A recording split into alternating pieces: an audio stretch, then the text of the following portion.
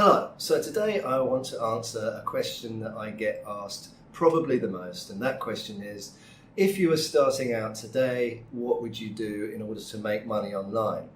And I have got some answers for that, but it's pertinent to talk about what I did to make money online when I started out, because the situation was so different.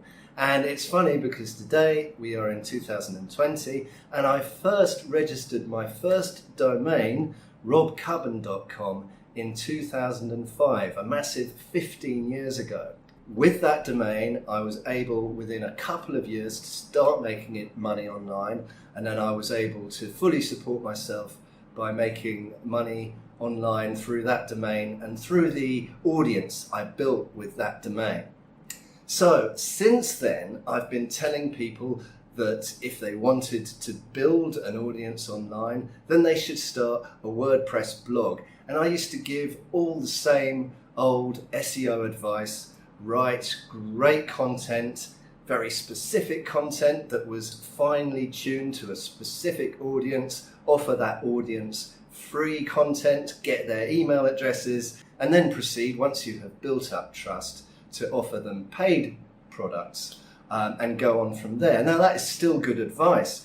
However, in 2020, the situation is a little bit different. Well, it's a lot bit different. I went to an SEO conference here in Chiang Mai, and really, when you're building a new site these days, you want to think about PBNs, buying already existing domains, paying for links, and all the black hat stuff that I used to say that you didn't need to do. It seems that you need to do that now. The situation is not the same. So you're thinking, oh, well, it's easy for you to say. You started in 2005. What am I going to do in 2020?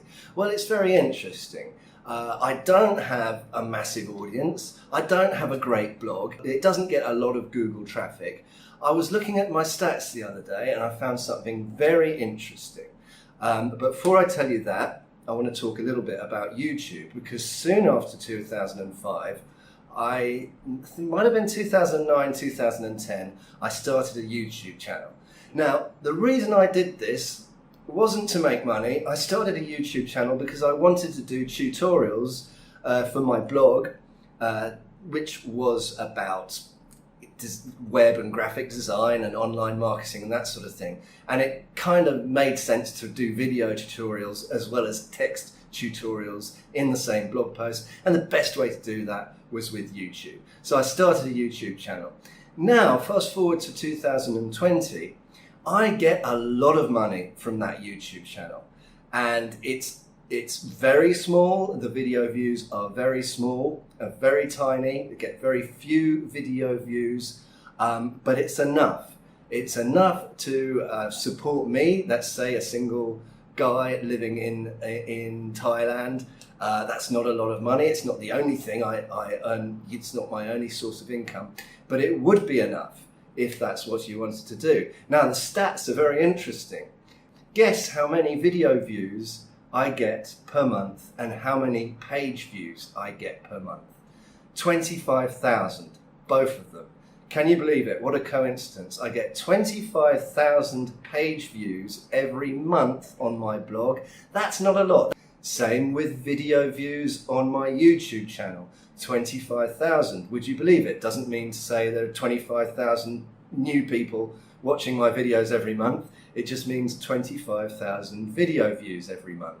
But with that tiny audience, that is enough to make a significant amount of money online in my niche with my products. So let's go back to this point that I was talking about with SEO at the beginning of this video.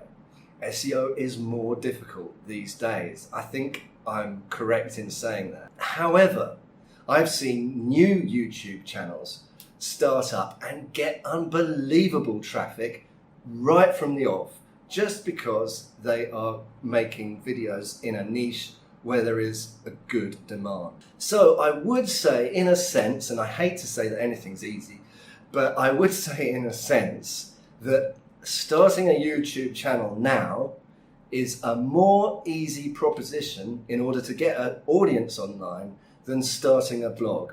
Whereas before I would have said starting a blog was easier and more important. Now, I would still suggest if you want to build an audience online, you should do everything, because it's really important to have your own website if you want to build an audience online, if you want to attract a certain niche out there to get eyeballs on your products, then I would still advise you to get a blog.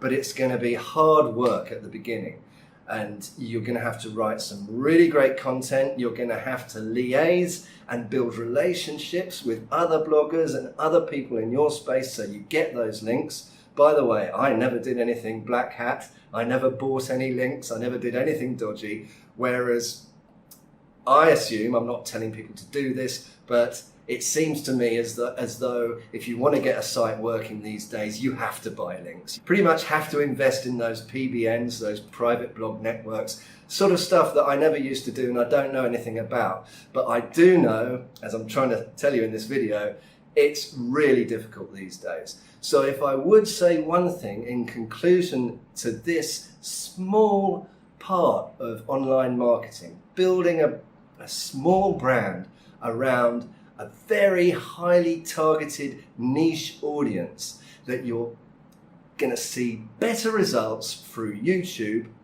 than you will through a WordPress blog, but still do both. How do you get the results through YouTube? By the way, it's not through advertising, it's not through AdSense on YouTube, although that does bring a certain amount of pocket money in every month. But the way you make money off YouTube, or the way I've made money off YouTube, is with the link in the description that goes through to my either a sign up page, a free sign up, or to a paid product. And that really does work. People see your great free content on YouTube and they want more from you, so they click through to a link and sign up to a freebie. Maybe it's a Patreon page. I don't do Patreon myself, but it's that sort of thing. That's how you make money on YouTube. And I get the feeling that it's easier, certainly in my niche, I don't know about everyone else, it's easier to get off the ground running. It's easier to hit the ground running on YouTube than it is with a WordPress blog at the moment. I hope you found that useful. My name's Rob Cubbon. I'll see you in another video. Oh, don't forget to press the like and subscribe and all that stuff that I always forget.